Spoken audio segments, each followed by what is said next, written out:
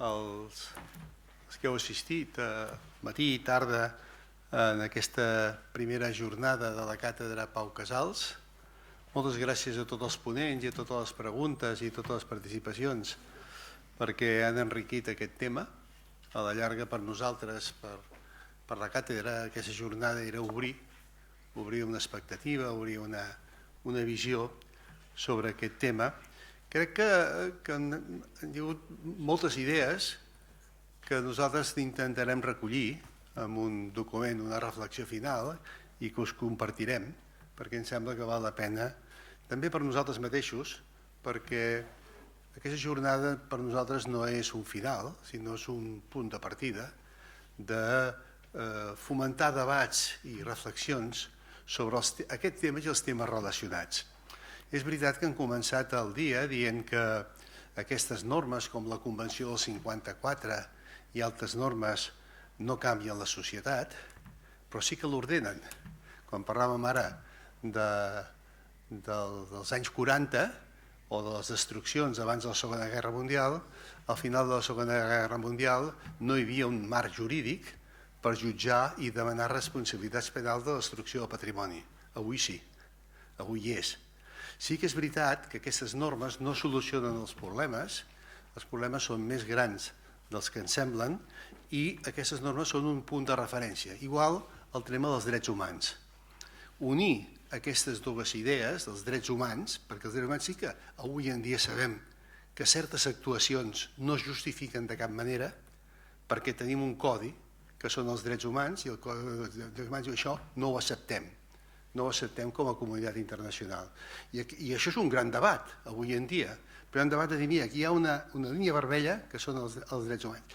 Aquí hem fet una reflexió veient el tema del patrimoni, i el tema del patrimoni potser al començament de la jornada ens semblaven les catedrals, els museus, les biblioteques, han anat veient i evolucionant a un patrimoni més viu, més real, no? Aquest patrimoni que li hem dit immaterial, o el patrimoni, i tu has dit la diversitat cultural. O dit d'alguna manera, el que fa la guerra no és destruir el patrimoni, sinó destruir la vida cultural d'una societat on hi ha molts patrimonis, més vius, més estables, menys estables.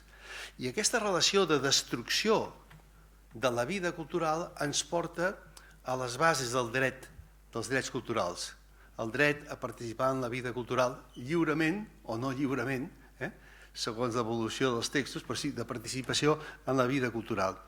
I crec que també en les últimes intervencions d'en Jordi ens recordava que l'experta sobre l'esfera de drets culturals de Nacions Unides, amb aquest informe de 2016 que ell ens deia hem d'aplicar un enfoc en drets culturals, que ell ha citat alguns punts, en drets culturals, a la destrucció intencional del patrimoni.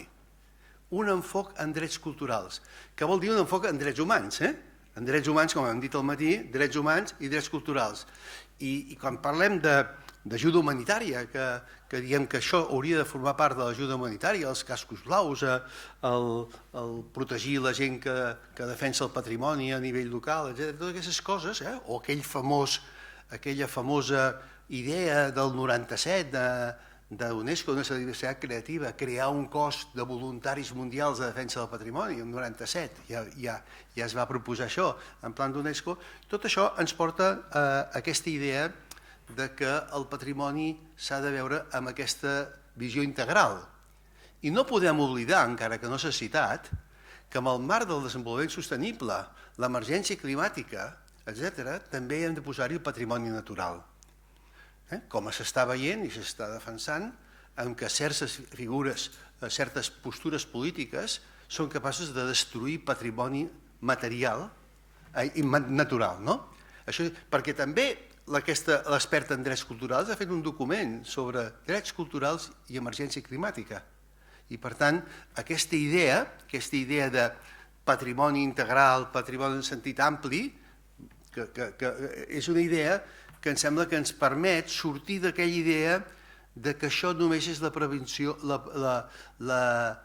prevenció de destrucció d'edificis. perquè és difícil cultural. Tu que has parlat de literatura, la literatura també es trenca.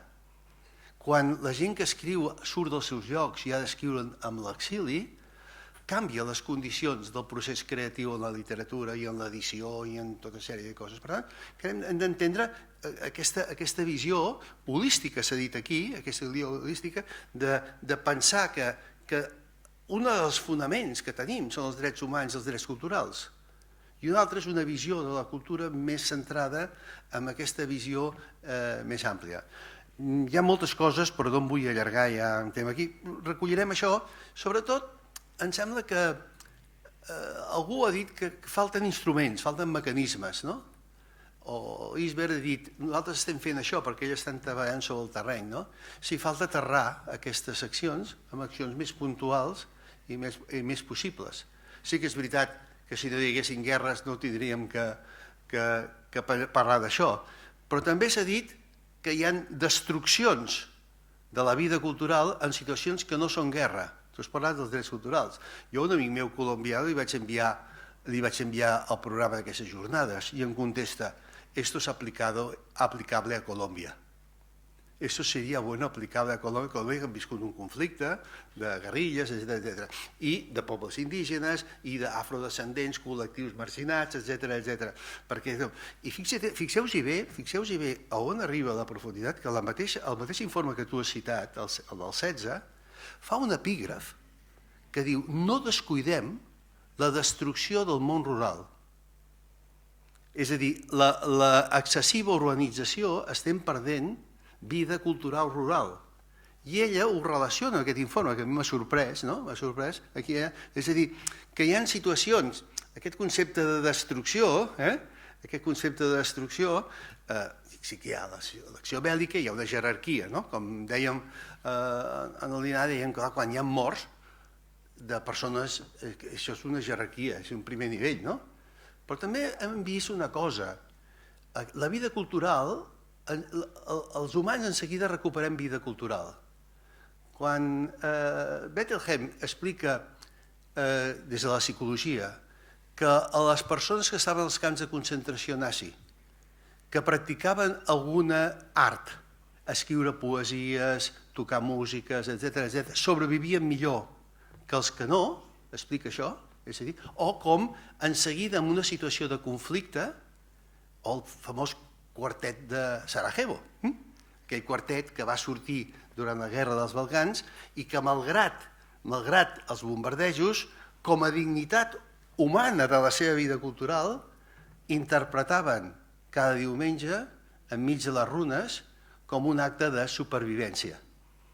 Un acte de supervivència. Sí que és veritat que quan hi ha pèrdues humanes, la integritat física de la persona és la base dels drets humans, però després en seguida hi ha la necessitat de recuperar espais d'aquesta vida cultural que donen dignitat i ens permeten la recuperació i ens permeten també la reconstrucció. Doncs res més, només aquestes reflexions finals que intentarem escriure-les i recollir-les perquè ens sembla que el que s'ha dit aquí pot ser una bona fulla de ruta per treballar, per fer pensar, i a nosaltres que des de la càtedra volem fomentar treballs d'investigació, de recerca, d'estudiants, etc., que vulguin treballar en aquell camp, doncs dir-los, mira, aquí hi ha un camp que si podeu treballar perquè això és el que interessa. Res, moltes gràcies als organitzadors, a tots, i gràcies per haver resistit a aquesta jornada amb aquestes circumstàncies una mica difícils, però em sembla que és bo que aquest tema s'hagi plantat, és bo que aquest tema el parlem, és bo que aquest tema el posem en els mitjans de comunicació perquè és d'agraïts i de solidaris davant de la gent que està patint la destrucció del seu patrimoni i la seva vida cultural, que hi hagi algú que pensi que podem ajudar-los amb alguna cosa. D'acord? Moltes gràcies.